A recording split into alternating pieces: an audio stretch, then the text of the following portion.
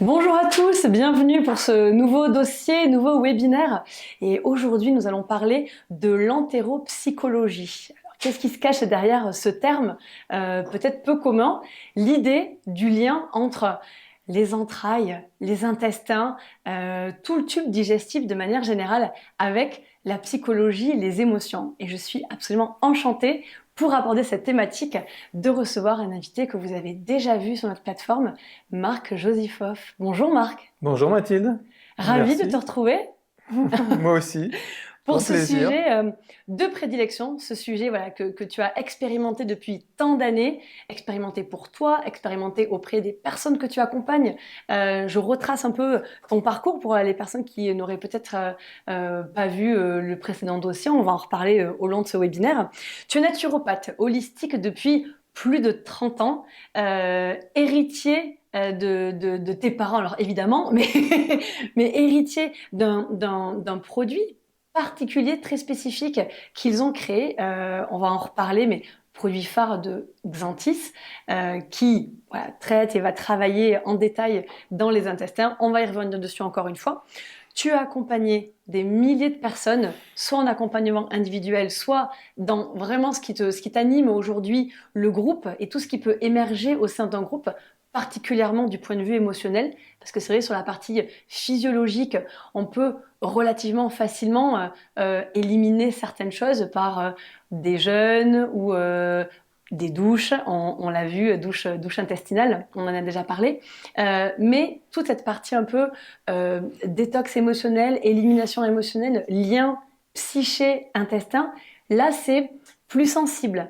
Et donc voilà, c'est ce qui émerge beaucoup et ce qui t'anime dans les accompagnements que tu fais, donc retraite, cure, stage. Tu es le fondateur, j'en parlais, des laboratoires Xanthis, avec donc du coup de nombreux produits, mais le produit phare qui est la cure Xanthis. Là aussi, on va revenir dessus. Tu es l'auteur d'un livre, La santé retrouvée, que j'ai ici devant, que je vous montre. Magnifique ouvrage, Cure intestinale et naturopathie, les clés de l'équilibre intérieur. Voilà, que tu as écrit aux éditions Granger.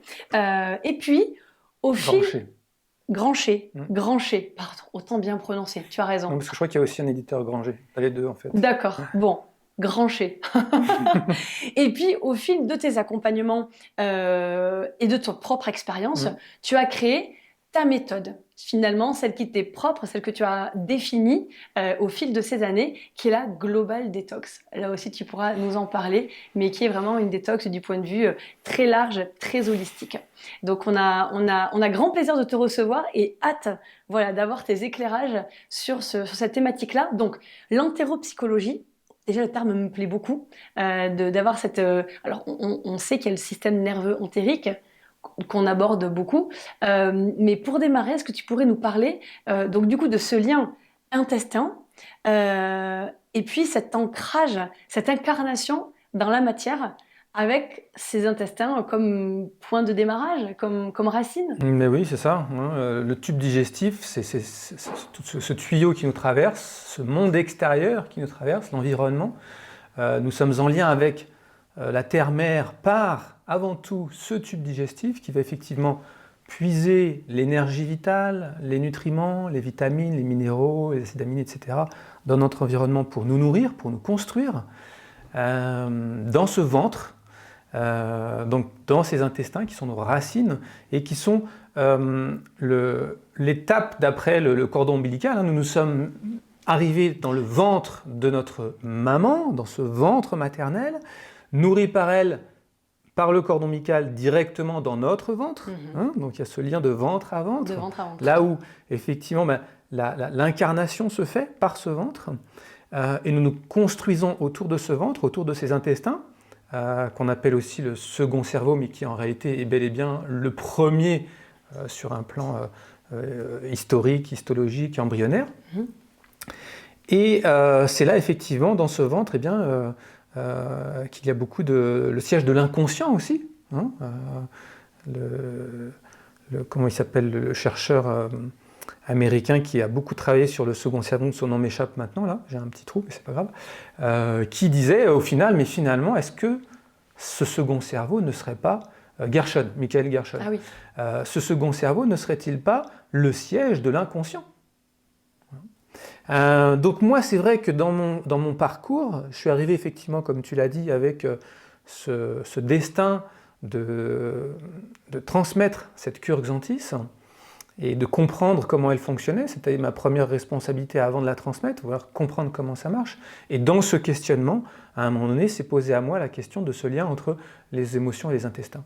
C'est parti d'une citation attribuée au Bouddha qui est que l'homme sage serait celui qui va bien des intestins, et qui fait particulièrement du gros intestin. Et je me suis dit, tiens, ça me parle vraiment, mais je ne comprenais pas pourquoi, comment expliquer, comment comprendre intellectuellement parlant le lien entre sagesse et intestin. Et effectivement, maintenant, je le comprends beaucoup mieux avec toutes les étapes que tu as évoquées tout à l'heure. Oui, c'est vraiment un système extrêmement complexe, un écosystème extrêmement complexe avec des interactions, effectivement, avec le cerveau numéro 1, numéro 2, on va dire qu'ils sont à égalité l'un et l'autre. Même on se rend compte qu'il y a plus d'informations ascendantes. 80% voilà. d'échange se fait du second cerveau, du ventre vers le cerveau de la tête, contre que 20% dans l'autre sens. Oui. Donc son influence est très importante. C'est dire, il y a un questionnement sur le libre arbitre là, qui se pose à ce niveau-là. Tout à fait. Et avec ce microbiote qui finalement, ces êtres vivants qui habitent, qui colonisent notre sphère digestive et qui seraient les décideurs de la plupart de nos appétits, de nos envies. Une flore intestinale déséquilibrée va nous dire « Eh oui, il nous faut du sucre !»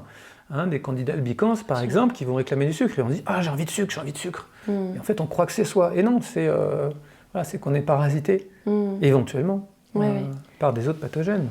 Ces autres... qui peuvent nous emmener sur des voies qui nous détournent de la santé. Absolument. Plus nombreux que nos cellules. Donc, effectivement, l'intérêt d'en prendre... 10 fois plus. C'est ça, Donc l'intérêt vraiment d'en prendre grand soin.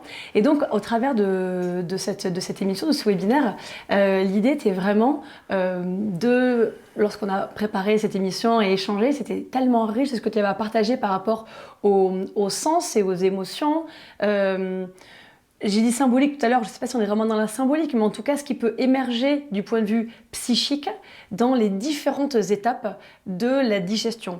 Alors dans tes étapes, tu en as dénombré 9 étapes. Donc ça peut être intéressant parce que je te propose là de peut-être passer étape par étape et que tu nous expliques le lien émotion, pas émotion, intestin et cerveau, mais vraiment ce qui se passe dans le corps, tube digestif et émotion, et comprendre que tout arrive, tout est lié, il y a une espèce de fil rouge comme ça qui découle entre chacune des étapes.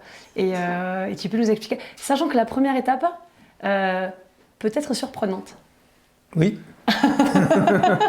tout à fait. Oui, quand on se pose la question où commence la digestion, la plupart du temps, la réponse est la bouche. Dans la bouche. Mais non, ça commence avant. C'est là où c'est déjà très intéressant. Ça commence avant, c'est très important de comprendre qu'avant de manger, nous avons effectivement besoin de nourriture, le corps appelle quelque chose, de l'énergie vitale, des nutriments, et donc va nous envoyer des messages pour nous dire, il y a besoin de quelque chose dans l'organisme.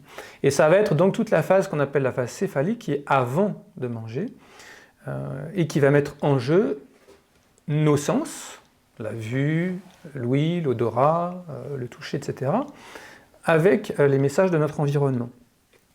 Et s'il y a adéquation en fait entre cet état intérieur et cette disponibilité extérieure, alors effectivement le processus de la rencontre va pouvoir avoir lieu. Donc ça correspond à la phase où nous avons de l'appétit, nous avons faim, donc il y a ce besoin de trouver de la nourriture, et ça commence avec tout simplement cette sensation de manque, de vide.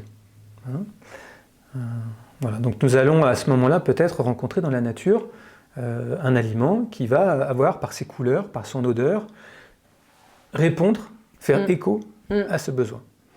Et alors c'est vrai que cette étape, elle est bien souvent aujourd'hui chantée par les conditionnements qui sont culturels, c'est-à-dire nous mangeons parce que c'est l'heure de manger. Nous mangeons des aliments parce que peut-être on se dit que c'est bien. tiens, il faut que je mange plus de tel aliment parce que faut que je mange des fruits et légumes. Parce que, voilà. Et parce qu'on m'a dit que c'était bien de manger des fruits et légumes, par exemple. Donc en fait, on va fonctionner davantage avec une cérébralité, avec une approche mentale, ou conditionnée par des habitudes, plus que par l'écoute vraiment de ses ressentis et de ses besoins physiologiques.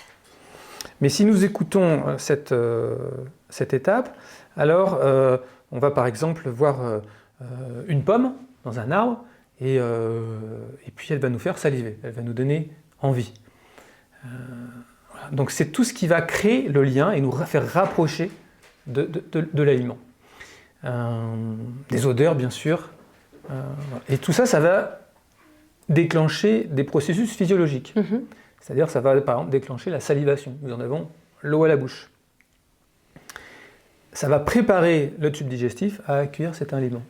Donc il y a comme ça des informations à distance, et puis nous allons nous approcher, et puis nous allons finalement cueillir cette pomme, et puis l'information va être confirmée de plus en plus par le toucher, par l'odeur. Est-ce que cet aliment me convient, si ça sent bon, si le parfum est agréable, suave, sucré, etc. Eh bien en fait à ce moment-là, je vais pouvoir approcher l'aliment et puis je vais le porter aux lèvres. Et au niveau des lèvres, c'est pareil, il va y avoir des sensations. Si c'est un aliment qui aura une mauvaise odeur, eh bien, on ne va pas aller plus loin. S'il a des poils irritants, des substances qui seraient irritantes, les lèvres vont tout de suite capter cette information. Et puis si toutes ces informations de contact, de toucher, d'odeur confirment qu'il est bon, alors on va commencer à rentrer en lien vraiment avec lui, on va le croquer avec nos dents, si c'est une pomme, on va croquer la pomme et rentrer dans cette relation vraiment physique. Alors, on parlait d'entéropsychologie parce qu'effectivement, il y a une dimension, il y a un état d'être dans la relation aliment qui se joue à ce moment-là.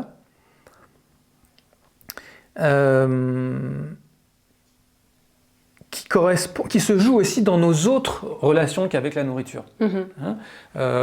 Donc, ça peut être un projet, ça peut être...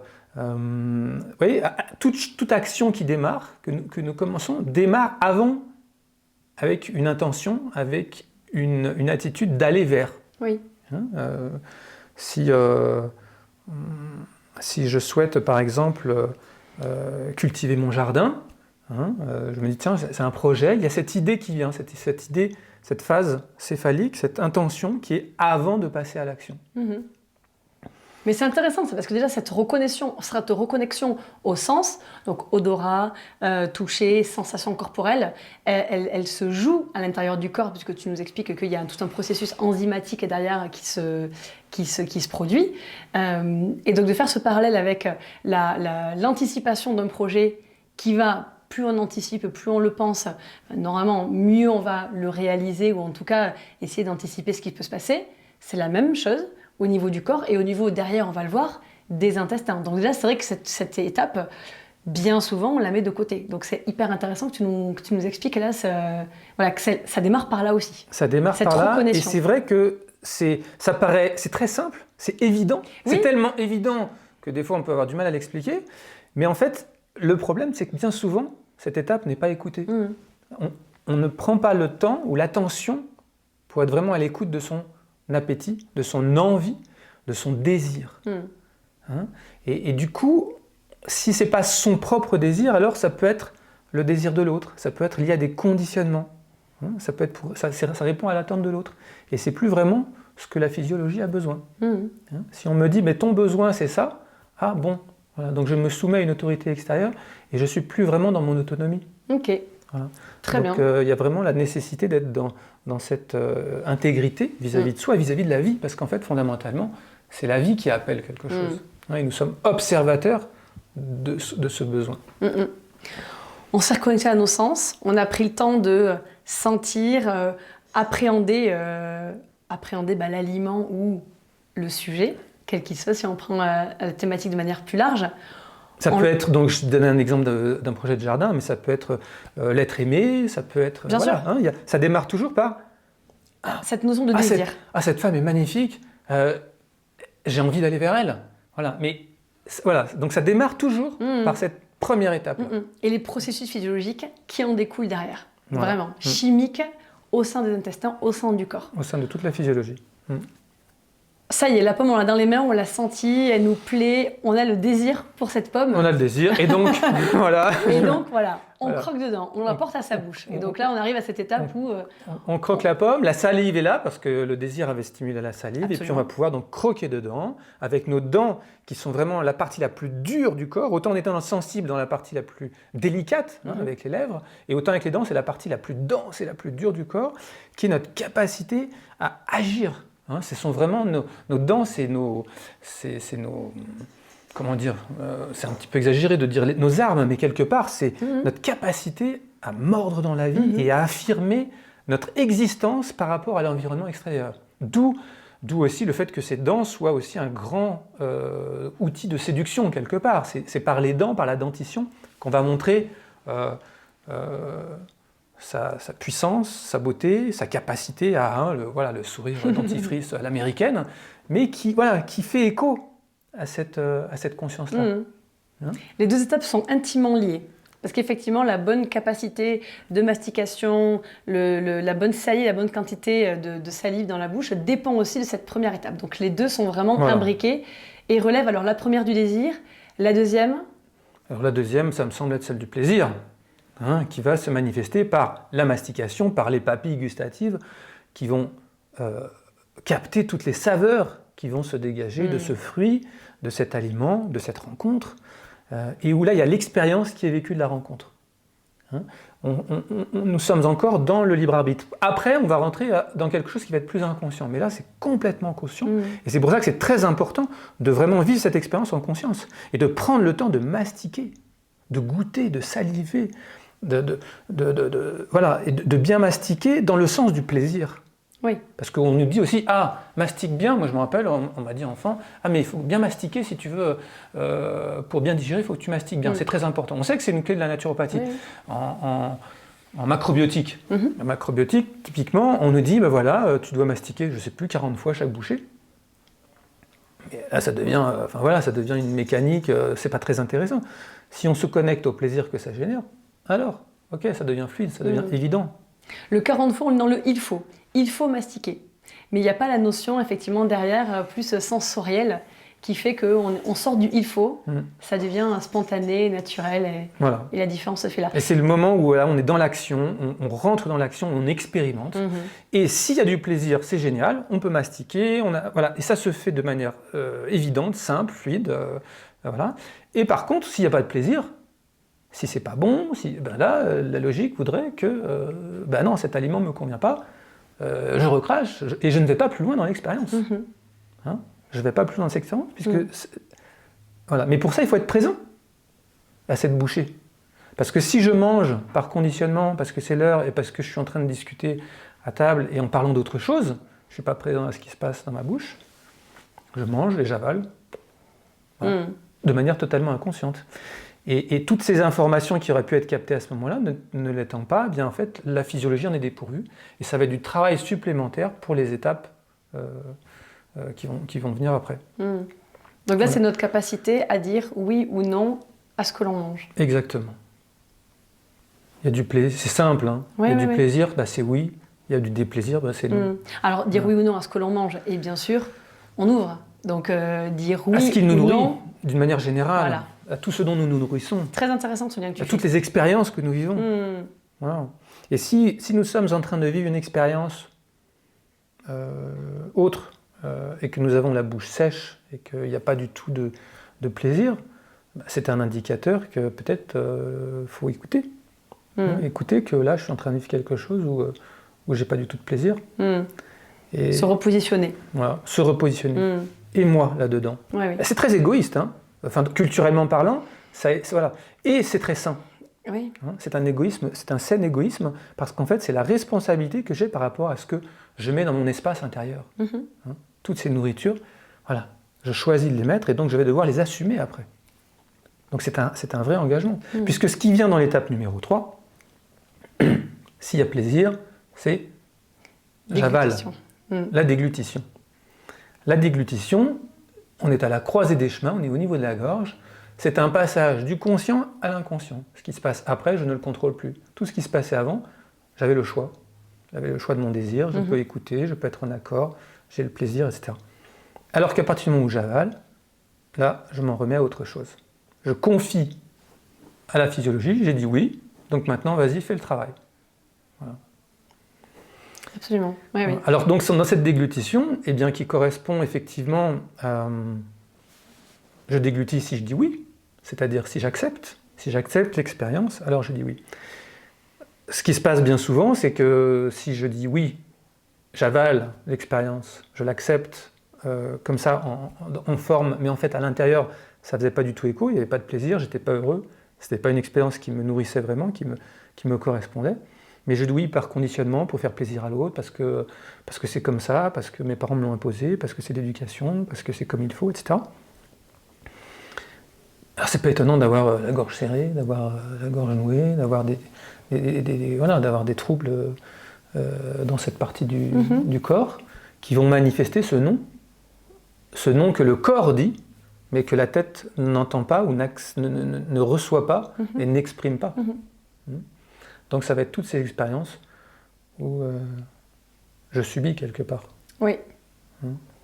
Oui, oui. Sans s'écouter, le corps l'exprime et il va l'exprimer dans cette zone-là. Très intéressant, très intéressant. Donc ça, c'est l'étape 3. Donc l'étape 3, donc déglutition au niveau de la digestion, acceptation au niveau de notre relation à la vie en général. Oui, oui, oui. Et puis, donc à partir du moment où nous avons accepté, eh bien effectivement, là c'est très intéressant de voir que la physiologie, elle a un rythme. L'œsophage, pour conduire cette bouchée, cette gorgée de la bouche jusqu'à l'estomac, il y a une onde péristaltique, hein, qui est un mouvement combiné de muscles longitudinaux et circulaires et qui fait progresser, qui fait descendre comme ça. Et cette onde, elle se produit physiologiquement que tous les 20 secondes. 20 secondes. Donc c'est long. C'est intéressant, elle est importante cette information. Voilà.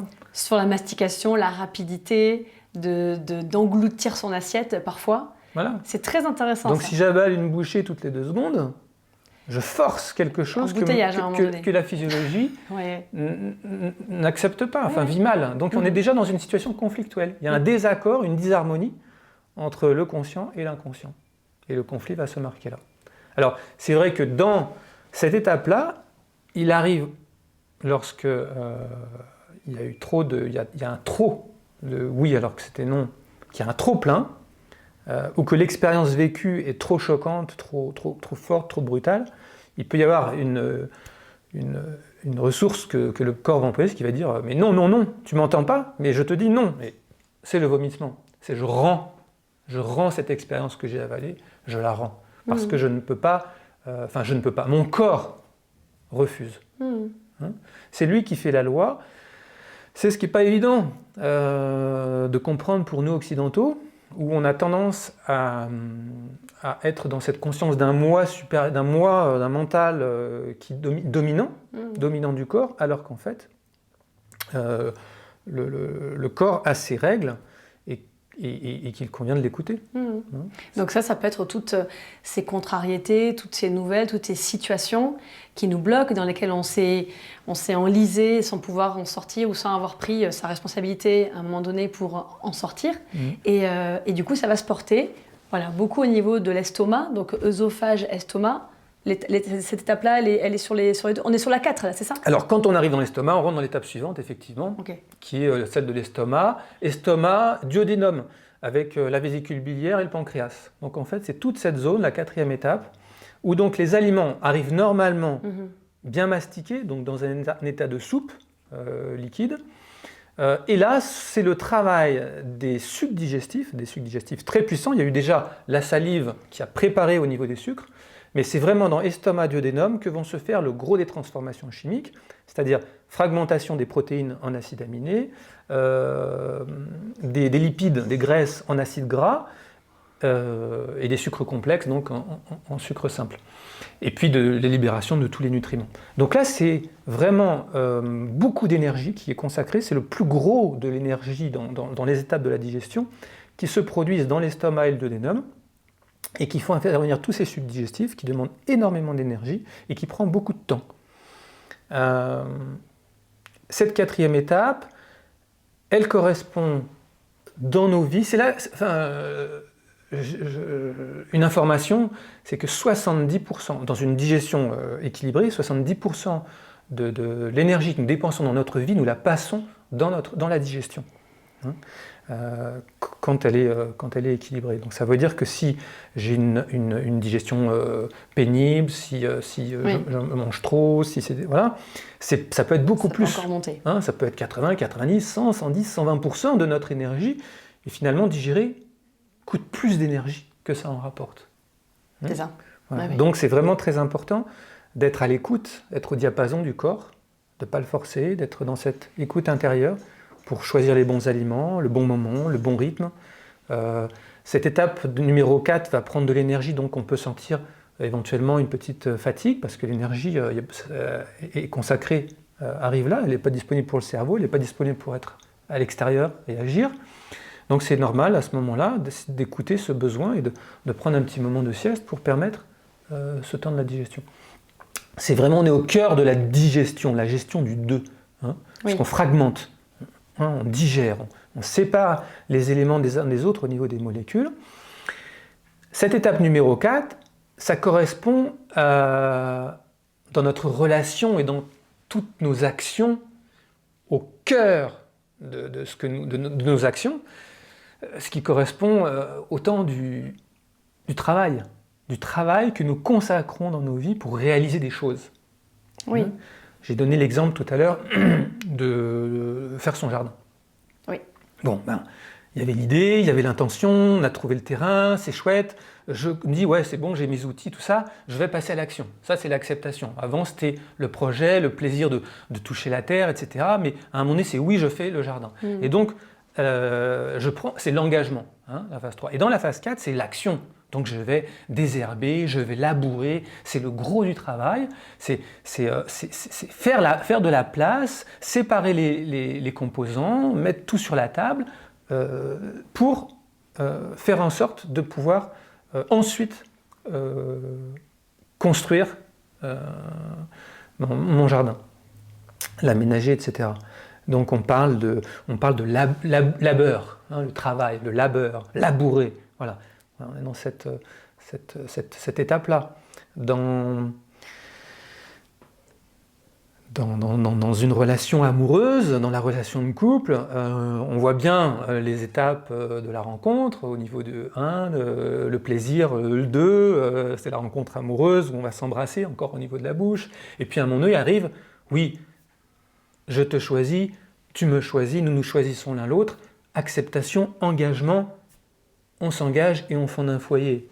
Et alors après, c'est plus difficile, ça peut être moins joyeux, c'est moins le rêve, parce qu'en fait, là, on va être confronté à peut-être fonder un foyer, avoir des enfants. Donc, toute l'énergie qui va être consacrée à les élever, à les accueillir, déjà à les porter, les accoucher, les accueillir, les nourrir, les faire grandir.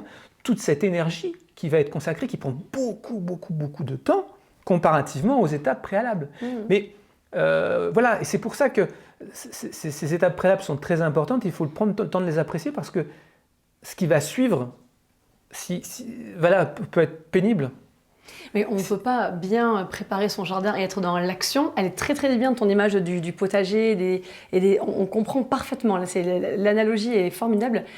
Si derrière on n'a pas penser à où positionner son jardin, avoir les bons outils parce qu'on y a réfléchi avant, on ne pourra pas faire du bon travail en fait. Et donc l'estomac, là en l'occurrence pour revenir dans le somatique, l'estomac ne pourra pas faire son travail concrètement si les étapes préalables, on voit bien l'idée de cascade là dans ce que tu nous décris. C'est cet enchaînement et finalement ce que nous vivons dans notre intimité, ce que vit ce second cerveau qui est donc plus primitif que notre conscience élaborée, va vivre de la même manière la rencontre avec une nourriture, avec une relation amoureuse, avec un travail, avec un choix professionnel, dans notre énergie primaire, dans notre énergie émotionnelle, dans notre état intérieur, c'est la même chose qui se passe. Nous réagissons de la même manière à ces informations.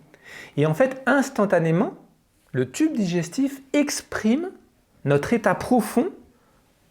Il somatise, il manifeste dans le corps l'état dans lequel nous sommes. C'est pour ça que face à une situation de stress, nous allons se sentir dans la bouche, donc est-ce que la bouche est sèche ou humide, c'est un exemple, dans la gorge qui est serrée, dans l'estomac qui se noue, dans l'estomac qui va trop travailler parce qu'on va être hyperactif et on va faire du surmenage et on va être tout le temps en train de transformer notre monde extérieur, on est trop dans l'action, trop dans le faire et on va finir par faire des ulcères.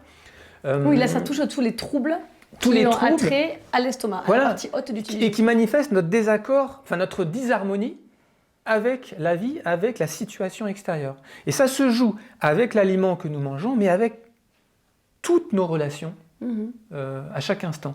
Et ça, voilà, ça se vit dans l'instant. C'est pas quelque chose qui est décalé. Le tube digestif, c'est ce pôle, cette conscience viscérale.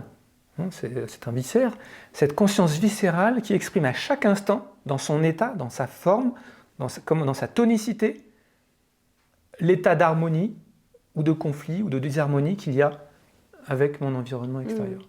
Donc l'hyperorthosynaptosynie, on est vraiment trop dans le... Trop d'action. Par exemple, alors voilà, dans un surmenage, si je suis tout le temps dans du faire, je vais faire trop travailler mon estomac, je vais constamment sécréter des sucs digestifs, je vais surmener cette partie-là de mon viscère, et effectivement, à force, je vais m'auto-digérer, c'est-à-dire mes sucs digestifs vont être trop irritants, et puis il va y avoir une usure, et puis il va y avoir des ulcérations de la paroi. Et on voit ça, typiquement, c'est un symptôme des hyperactifs. Les ulcères, c'est vraiment typiquement une pathologie de l'hyperactif. Très intéressant, très intéressant. Donc ça c'est la partie 4, donc je nous parlais estomac et début de l'intestin grêle avec le duodénum, parce qu'ils sont intimement liés, les deux. Voilà, et d'ailleurs c'est très intéressant parce qu'on a cette notion d'étape pour d'abord les protéines, ensuite les lipides, les glucides. C'est très organisé, exactement comme dans le travail. Il faut des étapes. Tu structures. Et c'est exactement, voilà, c'est comme ça que ça se passe aussi dans cette étape-là de la digestion, qui se passe au niveau du plexus solaire, grosso modo. Donc notre capacité, voilà. Et là il y a des sucs digestifs très puissants, des enzymes qui sont produites, etc., pour transformer le monde. C'est vraiment tout le travail, le gros de l'énergie que nous passons dans notre vie se joue dans ce niveau-là. Et puis donc quand ce travail c'est bien accompli, nous passons à l'étape suivante, la 5e, où là on rentre donc dans vraiment l'intestin grêle, jéjunum, iléon. Donc la partie la plus importante en termes de surface, c'est la zone d'échange la plus importante que nous ayons avec le monde extérieur, avec notre environnement. C'est près de 400 mètres carrés de surface déployée, parce qu'en fait l'intérieur de l'intestin grêle est fait de multiples replis sur lesquels il y a des micro-replis, c'est ce qu'on appelle les villosités. Et les microvillosités, et déployé, c'est près de 400 mètres carrés de surface. C'est-à-dire qu'en fait, notre bol alimentaire, avec toutes les enzymes, les sucs digestifs, tout ça, les liquides qui sont versés, ça fait une grande soupe très, qui est étalée sur une surface de 400 mètres carrés pour traverser l'épithélium, couche cellulaire extrêmement fine, qui est d'ailleurs renouvelée tous les 48 heures, qui est toujours neuve, parce qu'en fait, elle est extrêmement sollicitée, et il faut qu'elle soit toujours en parfait état, pour à la fois permettre la perméabilité, l'absorption, l'assimilation des nutriments, et en même temps faire un écran aux substances qui pourraient être dangereuses, toxiques, à des envahisseurs qui sont présents, des micro-organismes qui ne sont pas forcément les bienvenus, qui peuvent être pathogènes, qui peuvent être dangereux, et donc il faut leur faire écran. Donc cet épithélium se renouvelle tous les 48 heures. Ce qui fait que tout ce qui peut être assimilé, parce que nous l'avons bien transformé dans les étapes donc, dites, va passer dans le sang et dans la circulation lymphatique et aller donc au foie et puis nourrir toutes nos cellules, tous nos tissus, apporter l'énergie, la vie dont nous avons besoin pour tout simplement vivre et perpétuer, renouveler le corps en permanence. Oui, cette étape elle est capitale. Il y a protection et à la fois ce qui permet de donner la vie à l'ensemble du corps, enfin de tous les organes, qui donnent les nutriments et les bonnes assimilations. Donc effectivement, cette partie-là, on sent bien l'importance de cette zone-là. C'est le but quelque part. Oui.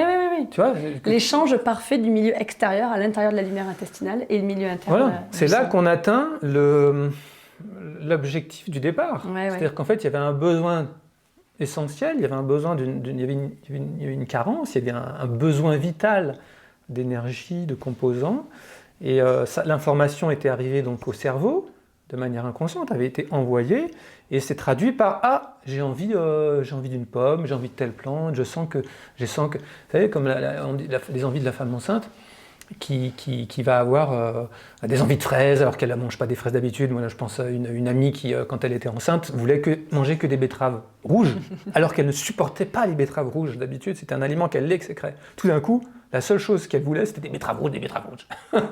C'est beau. Et c'est le corps, l'intelligence vitale qui envoie au cerveau une information. J'ai besoin de tel nutriment. Pourquoi, comment, j'en sais rien.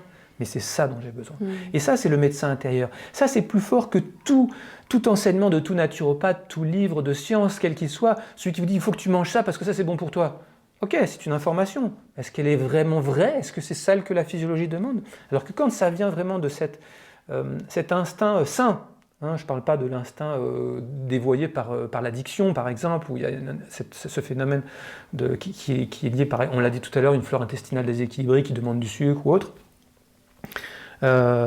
C'est un instinct qu'il convient d'écouter et qui dit voilà, c'est ça dont mon corps a besoin. Et ça nécessite beaucoup d'écoute, beaucoup de sensibilité. Et donc quand on arrive dans cet intestin grêle, dans cette 5e étape, nous récoltons les bénéfices de tout ce cheminement. Alors on a donné l'exemple dans notre vie du travail. Hein, nous travaillons pour... alors, il y a le travail, je fais mon jardin, c'est le moment de la récolte. C'est ce qui s'est passé après avoir préparé mon terrain, avoir labouré, avoir semé les graines, avoir arrosé. Toute l'énergie consacrée pendant 6 mois de l'année, eh bien, arrive le moment de la récolte. Je reçois les bénéfices de tout le travail accompli. Voilà, quand je suis parent, eh bien c'est mes enfants que je vois enfin, voilà, ça y est, ils sont capables de se débrouiller par eux-mêmes. Ils sont capables j'ai donné ma contribution et voilà le résultat. Ils sont là et ils manifestent leur épanouissement, leur joie. C'est tout ce qui va montrer c'est l'aboutissement. C'est l'aboutissement quand je travaille. Que je passe 8 heures par jour à faire un travail de salarié, eh bien, à la fin du mois, je reçois mon salaire. Hein, j'ai travaillé et il y a une contrepartie qui est la nourriture sociale. L'argent, c'est un moyen d'échange, c'est une nourriture sociale.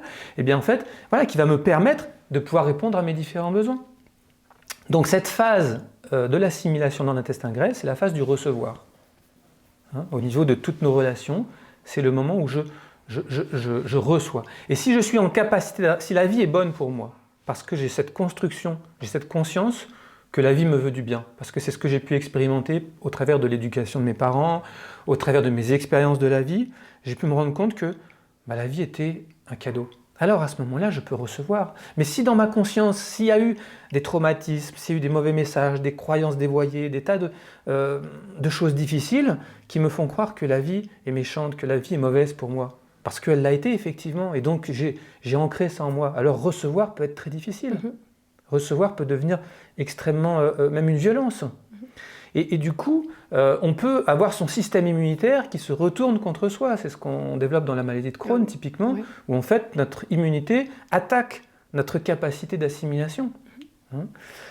Et toutes les maladies auto-immunes, de manière générale, se passent à ce niveau-là, avec un passage de métabolites ou en molécules, en tout cas, qui ne devraient pas traverser et qui traversent alors. Parce qu'émotionnellement... Il y a un défaut d'intégrité, c'est-à-dire que dans la pathologie auto-immune, effectivement, c'est notre défense qui, au lieu d'agir contre un intrus réel, se retourne contre soi. Hein, donc là, il y a un dévoiement dans le message et dans la physiologie. Ouais.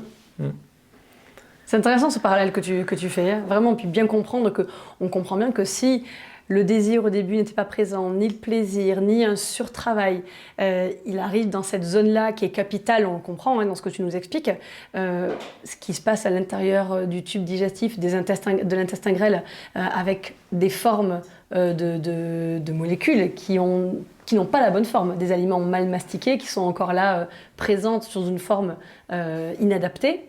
Et là, on voit bien tous les troubles qui peuvent être engendrés. Donc là, on parle de ballonnement, de douleur. Tu parles de maladie auto-immune, notamment un maladie de Crohn. Voilà, et faire ce parallèle, c'est intéressant. De voir qu'il y a la physiologie, mais il y a tout ce cheminement émotionnel, non-acceptation, non-ancrage, surmenage, suractivité, qui arrive où voilà, on récolte, voilà, pour filer la métaphore du jardin, hein, mais une mauvaise récolte finalement. Oui, on va avoir plus de mauvaises herbes que de bons légumes à récolter. Ouais. Hein, ça va être la friche. Et, ouais. C'est vrai que quand toutes ces étapes, en fait c'est très évident, c'est tellement simple que l'expliquer peut paraître étrange, mais en fait la santé, c'est simple et naturel. En fait, c'est dès que le déséquilibre arrive que ça devient complexe. Non, mais c'est pareil, l'émotionnel sur chaque étape, c'est très intéressant. Ouais. Sur l'acceptation, la récolte, c'est vraiment... Donc là, étape 5, donc on arrive là... Alors, dans l'étape 5, on a du coup récolté toutes les bonnes choses, et reste dans la lumière intestinale les choses qui ne peuvent pas être assimilées. Donc typiquement, les fibres. Voilà, tout ce qu'on met sous la catégorie fibres, c'est les aliments qui en même temps servent de balai parce qu'en fait ils entraînent le bol alimentaire pour aller plus loin. Donc ils créent du volume, donc plein de sortes de fibres, on ne va pas entrer dans le détail maintenant. Et puis également les cellules mortes, les desquamations de toutes ces cellules, parce que comme elles se régénèrent toutes les 48 heures, ces cellules mortes se retrouvent dans la lumière intestinale. Et puis également les sucs digestifs qui ont été produits, notamment le cholestérol qui est présent dans la bile, tout ça, et qui vont être recyclés dans les étapes qui vont suivre. Voilà. Mais aussi, comme tu le disais, les aliments qui ont été mal mastiqués, mal transformés, qui auraient dû l'être. C'est-à-dire qu'en fait, si j'avais mangé pas des trop grosses quantités, si j'avais pris le temps de mastiquer parce que j'avais du plaisir, bref, toutes ces étapes vécues dans leur plénitude auraient amené cette soupe liquide, ces molécules disponibles pour être assimilées. Mais les aliments arrivent là, dans l'intestin grêle, parfois encore non mastiqués, encore entiers, non suffisamment décomposés et ne peuvent pas être assimilés. Et ils restent dans la lumière intestinale. Et là, on commence à rentrer dans du pathologique qui va déséquilibrer l'écosystème intestinal, le microbiote, et créer des populations pathogènes. Parce que c'est là qu'on arrive effectivement donc dans la 6e étape, c'est-à-dire qu'à la fin de l'intestin grêle, on arrive dans le cécum, la première portion du côlon, donc c'est le côlon ascendant, à droite, qui part de la hanche droite, donc le cécum,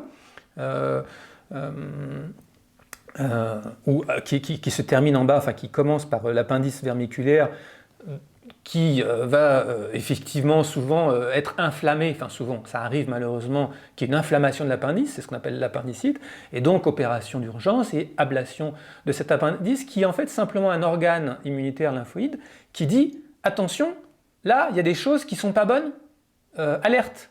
Et il envoie le message alerte.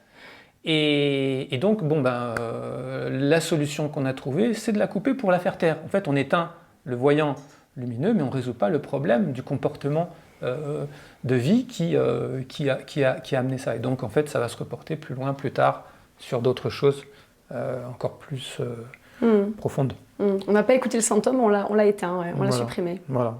Ça, c'est l'approche. Le symptôme nous dérange, donc on l'éteint. C'est une approche... Sur une appendicite aiguë, on ne peut pas faire autrement. Mais bon, oui, voilà. Effectivement, on a mis, en tout cas, on n'a pas cherché... il est intéressant, en tout cas, une fois qu'elle a été enlevée, d'essayer de chercher un peu le pourquoi. C'est-à-dire qu'il y a eu des signes, il y a eu des signes avant-coureurs, il y a eu des signes qui n'ont pas été écoutés, en fait. On a pris quelque chose qui a fait éteindre le symptôme au début, peut-être un médicament qui permet de calmer l'inflammation, la douleur, et puis bon, ça grossit, puis à un moment donné, c'est tellement aigu que, voilà, et puis on ne sait plus quoi faire dans l'urgence, on se dit, on enlève. Voilà. Moi, je ne suis pas du tout dans cette approche, c'est plus dans la compréhension et comment avoir une hygiène de vie qui nous permette, c'est la prévention, bien sûr, la prévention, pour être en accord avec le vivant et comprendre que finalement, tous ces symptômes que le corps nous envoie ne sont pas là pour nous embêter, ils sont là pour nous remettre dans le droit chemin, dans quelque chose qui est en accord avec le vivant. Donc on arrive dans ce cécum, 6e étape, avec, là, dans la relation au monde extérieur, quelque chose qui est souvent très difficile à vivre, parce qu'en fait, ce qui se trouve être là, c'est du contenu, c'est une expérience difficile par nature, puisqu'en fait, nous avons à gérer quelque chose pour lequel nous ne sommes pas équipés. Tout ce que nous avons pu transformer, les aliments, les expériences de vie, nous avons pu les métaboliser, nous avons pu les faire avec nos outils. Nos dents, notre salive, nos enzymes, nos sucres, etc. C'est notre capacité à agir et à transformer. Mais arrive là ce que nous ne savons pas gérer, ou ce que nous n'avons pas su gérer.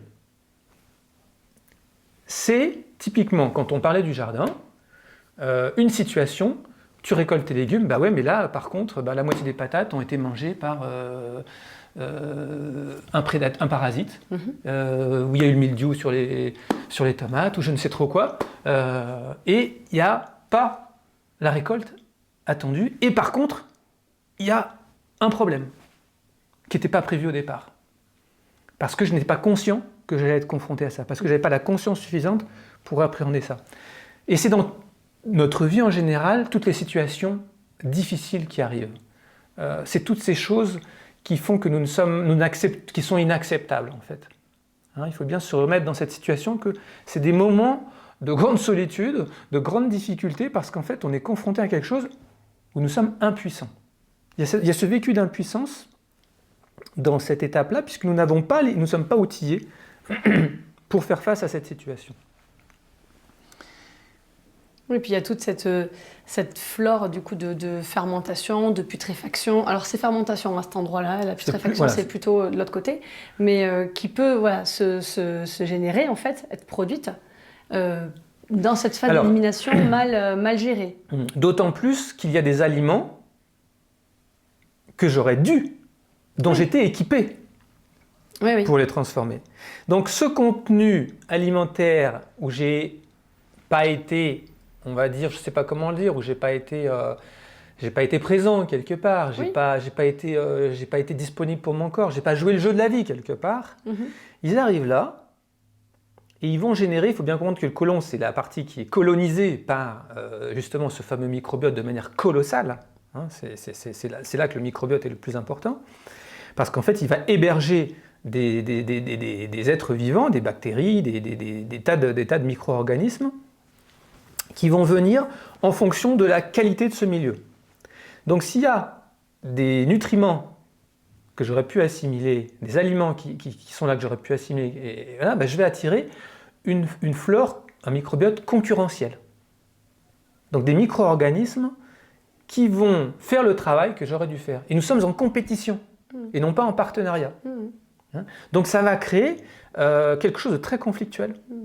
Et ces micro-organismes pathogènes, qui sont très contents parce qu'ils trouvent là un site, ils arrivent parce qu'on leur donne les conditions favorables. Ils ont tout, ils ont le couvert, ils ont la chaleur, ils ont tout. Tous les rongeurs qui viennent dans le jardin. Voilà, ils viennent, c'est l'abondance. Ils arrivent tous. Et donc là, pareil, les parasites s'installent, ils sont présents naturellement dans notre environnement, ils sont présents quand on croque la pomme. Il y a toujours, tout est présent et c'est très important, ça fait partie, c'est ce qui permet à notre immunité de se construire. On pourrait croire qu'il faut vivre dans un monde aseptisé pour pas avoir de problème, pas du tout. C'est parce qu'il y a dans notre environnement des agresseurs que nous rencontrons et que nous permettons leur présence que notre immunité va se forger. Mais si je fais mal mon boulot, effectivement, ils vont coloniser, ils vont occuper le terrain. Et ils vont produire. Donc ils vont se nourrir de ce dont j'aurais dû me nourrir, et ils vont produire dans leur métabolisme des substances toxiques, cancérigènes, mortelles, des poisons, très dangereux, qui passent dans le sang, qui passent dans la lymphe, et qui vont aller détériorer, attaquer le système immunitaire. Donc en fait, on va rentrer dans des pathologies, dans de l'inflammation, dans des allergies, etc., et puis après des pathologies dégénératives, etc. Donc c'est très souffrant ce qui peut se passer dans cette zone-là du côlon. Et nous sommes confrontés, donc je disais tout à l'heure, à des situations que nous ne savons pas faire face, auxquelles nous sommes dépourvus, impuissants.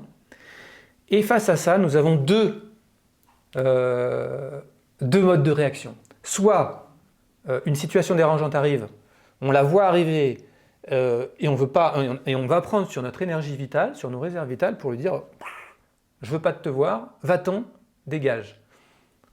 C'est ce que nous allons déclencher par une diarrhée. Oui. une accélération du transit qui vise à évacuer l'élément dérangeant. C'est une réaction qui est plus caractéristique de l'énergie masculine, hein, qu'on voit plus effectivement chez les hommes, mais on peut très bien être une femme, avoir ce type de comportement. C'est pas sexué à proprement parler, mais c'est vrai que c'est plus présent dans l'énergie primaire de l'homme qui, face à une situation dérangeante, va dire « Oh, dégage !» et donc va se débarrasser du problème sans même l'appréhender, et du coup va accélérer son transit, diarrhée, hop, et pendant quelques heures, le problème est réglé, jusqu'à ce que ça revienne un peu plus tard. Et puis une autre attitude, là on était dans la réaction, je réagis, ou une autre attitude qui est plus de l'ordre de l'inhibition, une énergie plus où je m'inhibe, qui est plus une caractéristique féminine, qui est je me laisse envahir, je ne vois pas le problème et je me laisse, excusez-moi du gros mot, emmerder, et j'accumule ces choses voilà, que je ne veux pas voir. Donc soit je ne veux pas voir... Avec la constipation. Et c'est la constipation. Voilà. Et je me laisse envahir et j'accumule. Donc deux comportements dans nos expressions du quotidien grivoises, c'est ça me fait chier, et l'autre, bon ben je me laisse emmerder. Oui, oui. Voilà. Très inhibition, bien. réaction, face à ce contenu du côlon qui effectivement correspond aux matières fécales. Donc auquel on a un rapport quotidien dans notre langage face à des situations extérieures où le mot merde, le mot ça me fait chier, ça m'emmerde, etc., ces mots grossiers évoquent bien comment nous sommes à l'intérieur face à la situation extérieure. Ce milieu interne. Voilà. Donc deux modes de réaction qui sont des modes de survie face à une situation dérangeante. Inhibition, réaction. Voilà. C'est pas la sagesse. C'est pas la sagesse du Bouddha qui nous dit l'homme sage est celui qui va bien du gros intestin. Et en fait, donc la sagesse, c'est ok, il y a ça, c'est une réalité. Il y a le problème. J'accepte de le voir, je ne le rejette pas. Je considère le problème et je prends le temps de respirer tranquillement, dans la mesure où j'en ai le temps, mais je prends le temps d'accueillir cette information nouvelle, cet imprévu. Cette chose qui vient m'agresser, ces souris qui viennent manger ma récolte, ces parasites, etc. Et me dire, ah, là il y a ça, ok. S'il y a ça, c'est que ça a sa place et que c'est juste. C'est-à-dire qu'il y a cette notion de dire oui à l'expérience que la vie impose, plutôt que de tout de suite être en guerre ou d'ignorer le problème. Et à partir de ce moment-là, on peut commencer à cheminer et se rendre compte qu'il y a peut-être que moi, je ne sais pas comment faire, parce que c'est l'impuissance, je suis démuni, mais peut-être que dans mon environnement, il y a des ressources, des personnes, des compétences, des gens, des êtres, des micro-organismes, qui sont outillés pour faire face à ce que je ne sais pas faire. Et effectivement, c'est là qu'on va demander de l'aide. C'est là qu'on va rentrer dans une dynamique collective, sociale. On construit la société face à cette difficulté. Il n'y a pas besoin de faire société tant que nous sommes en capacité de gérer le problème. Le besoin de faire société, c'est à partir du moment où nous avons besoin les uns des autres. Mais il n'y a pas de raison de déléguer ce que nous savons bien faire. Dans ce cas-là, ça va engendrer des relations toxiques avec du parasitage. Si on fait venir tout le monde, alors qu'en fait, dans son espace intérieur, on va être très vite envahi. Mais c'est intéressant ce parallèle entre le côté communautaire, à faire appel à la communauté, et à la fois ces éléments dans les intestins qui arrivent, que nous n'avons pas consommés, mais qui sont créés par eux-mêmes en fait, mais extérieurs, qui restent... Ils viennent, ils arrivent par le tube digestif, parce qu'on les a, les hôtes, les micro-organismes... Les ont créés, mais on ne les a pas mangés, c'est ça que je veux dire, ils sont pas arrivés tels quels, ces éléments qui sont créés n'arrivent pas forcément tels quels dans les aliments que nous mangeons. Souvent ils arrivent parce que justement, il y a le petit enfant qui va manger beaucoup de la terre, qui va toujours mettre des choses à la bouche. Oui, je parlais des métabolites qui sont générés. Les métabolites, non, effectivement. Dans la digestion, tu vois, et qui vont venir aider, qui vont avoir leur moyen d'action. C'est ça. Mais qui sont produits au sein des intestins, en fait. Mais les micro-organismes ne sont pas produits au sein des intestins, ils vont se multiplier là, mais ils arrivent par la voie alimentaire. Oui, je ne parlais pas des micro-organismes. Oui, absolument. Tu fais bien de... Et donc ils sont tous présents à des degrés différents de population. C'est normal, on a tous du candida albicans Oui. en petite quantité. Et c'est très bien qu'il soit là, parce qu'en fait, il peut, en fait, à un moment donné, être envahissant. Mais tant qu'il est en toute petite quantité, il n'est pas gênant. Et il nous informe, c'est ce qu'on appelle la maturation du système immunitaire, et toute l'immunité se fait à 80% dans cette connexion intestinale avec l'environnement. C'est parce que, en fait, les micro-organismes de l'environnement sont présents là que la muqueuse est informée de leur présence dans notre environnement, et du coup que nous produisons les anticorps qui vont être présents sur les autres muqueuses, respiratoires, ORL, génitales, peau, etc. Et ils sont présents parce qu'en fait, ils ont reçu l'information au niveau intestinal. Et au cas où on les rencontre à l'extérieur, on est déjà équipé pour y faire face. Donc c'est très important de laisser l'enfant effectivement construire son système immunitaire en mangeant les choses. Vous savez, les enfants qui grandissent dans des fermes et qui sont dans la nature, petits, et à qui on donne accès à tout, ils ne font pas d'allergie. Les enfants allergiques, c'est ceux qui ont été protégés, qui ont vécu souvent dans des lieux urbains, aseptisés, et qui n'ont pas pu construire leur système immunitaire, et qui du coup, dès qu'ils vont rencontrer quelque chose, ils vont avoir des réactions allergiques, violentes. C'est intéressant ce que tu nous dis. Donc cette étape 6, on voit bien que l'étape 6, elle est très très importante. Elles le sont toutes, hein, mais on sent bien que l'étape 5-6, il y a vraiment une grosse problématique. On est au cœur de l'histoire. Ouais, et c'est là que se crée toute la difficulté de l'être entre notre capacité, jusqu'à l'étape 5, c'était toute ma puissance et ma capacité à mordre, à agir, à transformer, à être vraiment moi dans ma puissance et dans ma force. Et dans l'étape 6, c'est toute ma faiblesse, c'est toute mon impuissance, toute mon incapacité, c'est ma vulnérabilité que je rencontre. Et à ce moment-là, d'être humble et de dire « Ok, j'ai besoin d'aide ». Donc c'est ce paradoxe entre être bien incarné, bien présent, bien dans son ego aussi quelque part, avec ses dents et tout, et aussi cette capacité à dire bah oui, je suis pas tout puissant, je suis fort, je suis vivant, mais je sais pas tout faire et j'ai besoin de tout l'univers pour pouvoir cheminer. Et on arrive à l'étape 7. Voilà, donc là en fait, dans cette étape 6, s'il y a, qui est donc la conséquence des étapes précédentes encore une fois, s'il n'y a dans cette étape 6 que des aliments que j'ai bien digérés et assimilés, restent les choses effectivement que je ne peux pas transformer, auquel cas ça génère une flore non plus pathogène, mais symbiotique, ça profite, on l'appelle également, qui va utiliser ces résidus, fibres, cellules mortes, autres composants, qui sont là, et qui va les transformer, ces êtres vivants, avec leurs enzymes, ils ont les outils, donc ils vont éliminer ce qui me dérange, ils vont se nourrir de ça, et en fait ils vont excréter des substances dont ils n'ont pas besoin, mais qui pour nous sont des nutriments de première qualité, voire des nutriments qui étaient absents dans notre alimentation au départ. Et ça, je parlais de ça tout à l'heure, effectivement. Voilà. Des acides gras essentiels, des acides aminés, des butyrates, etc., qui vont nous nourrir, alors qu'en fait, ils n'étaient pas présents dans notre alimentation. Oui, la magie de la relation et de l'ouverture au vivant, mais qui fonctionne bien parce que j'ai vraiment pris ma place avant. Oui, si je n'ai pas pris ma place, ça va être des pathogènes qui vont se développer. Donc la nécessité de jouer le jeu, d'être présent à la vie et d'aller à fond dans l'expérience, dans la conscience de l'expérience qui est vécue, de la vivre pleinement avant de demander de l'aide. De ne pas demander trop vite de l'aide. De ne pas dire « Ah, aidez-moi, je ne sais pas faire », alors qu'en fait, je ne me suis pas donné les moyens de vivre l'expérience. Non.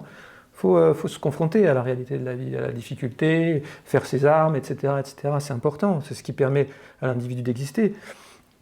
Voilà, donc c'est ça l'étape 6, et qui va nous amener effectivement dans cette sagesse qui amène à l'étape 7. Et du coup, soit cette étape 7, elle est abondance, elle est merveilleuse, elle est cadeau. Étape 7, ça correspond au côlon ce serait davantage transverse et descendant.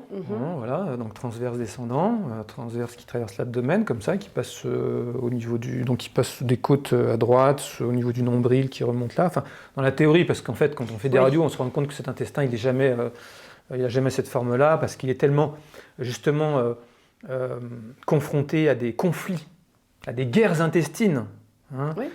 Ces fameuses guerres intestines qui sont ces conflits intérieurs et qui va manifester dans sa structure musculaire et qui va le déformer complètement et faire qu'on va avoir des dolichocolons, des mégacolons, des sécomes complètement dilatés, des colons descendants complètement rétractés et que ça va partir en accordéon dans tous les sens, etc.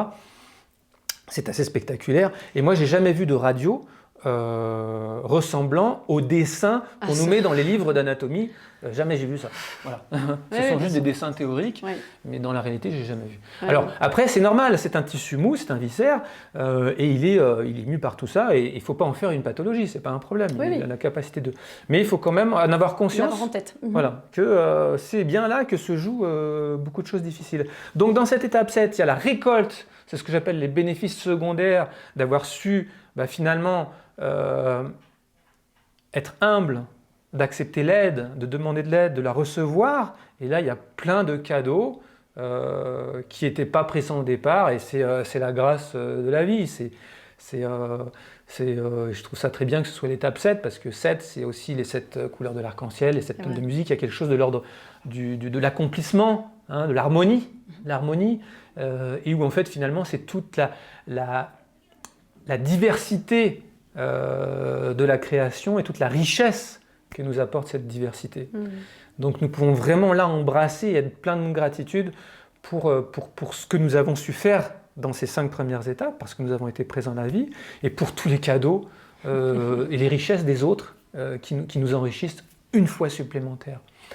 Et par contre, si dans l'étape 6, c'était des aliments qu'on aurait dû digérer et qui sont encore entiers, et que du coup il y a une flore pathogène, cette étape 7, ça va être malheureusement l'absorption de substances profondément toxiques, délétères, dégénératives, qui vont créer des pathologies, des cancers, des tas de maladies, de vraies maladies au sens dégénératif. Et puis avant ça, des douleurs déjà dans cette zone-là, des ballonnements.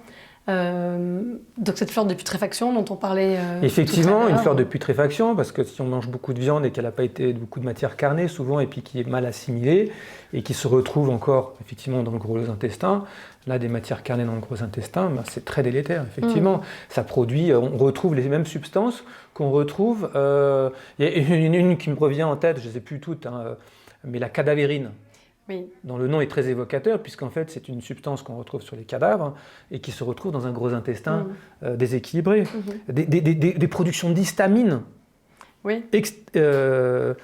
exogènes par le microbiote intestinal, une arrivée de histamine qui va nous sensibiliser à l'extrême et nous rendre encore plus allergiques. Voilà, donc plein de molécules comme ça qui vont avoir des impacts au niveau de notre système hormonal, notre système endocrinien, qui vont interférer et qui vont créer le chaos dans notre physiologie à partir du moment où elle traverse la barrière immunitaire, où elle traverse l'épithélium intestinal. Alors au début, on a des barrières, on a les défenses immunitaires, donc on a des capacités, parce que tant qu'il y a de la jeunesse et qu'il y a de la vitalité, on va puiser sur ces réserves pour lutter contre ces agressions qui ne devraient pas être là. Et puis il y a le foie qui va être aussi un rempart. Mais rapidement, ils sont débordés, ils ne font plus leurs fonctions, ils ne sont plus au service des fonctions de santé nobles, ils sont là en lutte. À un moment donné, on s'épuise, il n'y a plus d'énergie vitale, et là on rentre dans des vrais processus pathologiques, dégénératifs, avec effectivement des vraies pathologies. Donc là, c'était l'étape 7. Donc là, l'étape 7, bénéfice secondaire ou empoisonnement, avec cette fameuse phrase du docteur De Wells, la mort commence dans le côlon. Et puis donc arrive ensuite, donc jusque-là, c'est encore, toutes les matières sont à l'état liquide, parce que les aliments plus tous les sucs digestifs qui ont été déversés tout au long du tube digestif, les mucosités du gros intestin, parce que le mucus pour faire progresser les matières. Et puis, donc tout ça c'est très liquide, et avant d'être évacué, il y a la phase 8 qui se produit principalement au niveau du sigmoïde, qui est en forme de S, presque comme un 8 d'ailleurs. Et ce sigmoïde, sigmoïde en forme de sigma, où là, il y a la réabsorption de l'eau.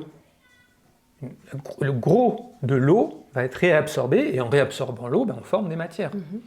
Donc les fameuses matières fécales qui vont donc se reformer à ce moment-là dans un temps d'attente avant d'être évacuées, avec un processus très précis de réabsorption du taux d'humidité pour qu'on ne soit ni dans la diarrhée ni dans la constipation. Et c'est un temps, c'est la fin du cycle. Cette étape 8, c'est la fin du cycle. On boucle la boucle. C'est un accomplissement, c'est le bilan de ce qui s'est passé. C'est un temps pour voir, pour reformer ces matières et en même temps pour sentir si c'est harmonieux, si c'est vécu de manière, ou si c'est dans l'inflammation, la douleur, la dureté, les matières très dures, ou dans la diarrhée, etc. Donc c'est ce temps du 8, ce temps qui correspond aussi au lemniscate, donc l'infini, où la boucle est bouclée. Et puis arrive donc après cela l'étape suivante, le lâcher prise, le besoin de déféquer. Donc en fait, si on se met plus loin que soi et qu'on regarde les choses avec du recul, eh bien en fait, ces êtres vivants que nous sommes, mais comme tous les animaux, eh bien vont déposer à la terre, vont remettre à la terre quelque chose qui est pour nous qui n'est plus utile, mais qui est l'humus de la terre. C'est l'engrais fertile qui va nourrir la vie, qui va féconder la terre d'une matière, c'est pas féconder, pardon, c'est être le substrat qui va permettre aux graines, à une nouvelle vie de naître, et c'est ce qui enrichit la terre. Et donc cette matière qui est équilibrée dans son écosystème, elle va enrichir le sol de toute une vie microbienne qui va permettre la vie. Alors que cette matière peut également être délétère et ne pas être bonne pour les graines et continuer un processus toxique. C'est-à-dire qu'en fait, nous avons une responsabilité aussi environnementale au travers des déchets que nous laissons. Exactement comme dans notre société, je veux dire, tous les plastiques que nous produisons, etc., et qui ne sont pas métabolisés par la terre, et qui empoisonnent et qui détruisent la vie. Donc de la même matière, nos matières fécales peuvent être des matières de vie ou des matières de mort. Donc dans le grand cycle. Nous sommes notre environnement. C'est bien de. Nous sommes notre environnement, nous sommes la terre, nous sommes ce maillon, nous sommes la nature, nous sommes un maillon de cette chaîne. Et c'est très important de le comprendre dans la relation en amont, d'être dans cette écoute, et dans cette relation en aval. Et donc là, c'est l'étape 9, défécation. 9, qui dit 9 dit aussi remise à neuf. On repart sur un nouveau cycle. On va repartir, du coup, on est libéré, et puis jusqu'à ce qu'il y ait un nouvel appétit qui arrive pour de nouveau recommencer le cycle.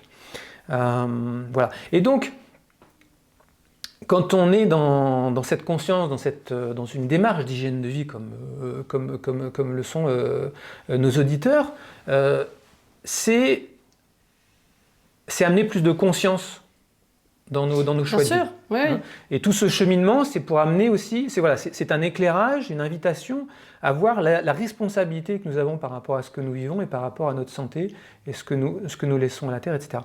Et quand on se rend compte qu'on a commis des erreurs et que finalement tout ce processus a été mal vécu, que nous avons du coup un système immunitaire qui ne fonctionne pas bien, des émotions qui sont perturbées, que nous sommes encrassés, intoxiqués, qu'on n'a pas une belle peau, qu'on a du poids, qu'on a des tas de troubles en fait, et qu'on comprend comment ils sont liés finalement à nos erreurs d'hygiène de vie, on se dit à un moment donné, là, il faut que je reprenne des bonnes habitudes de vie. Et là, cette bascule est très difficile parce que nous sommes dans les habitudes toxiques et nous sommes dépendants des habitudes toxiques. Donc c'est là qu'il est nécessaire de passer par une phase de transition, phase de nettoyage, et où typiquement les cures de naturopathie prennent leur place. Elles ont pour vocation de permettre une transition entre un mode de vie toxique et un mode de vie sain. Et il y a la nécessité d'une transition entre les deux. La cure Xanthis est une méthode reine dans tout ce qu'on a expliqué là.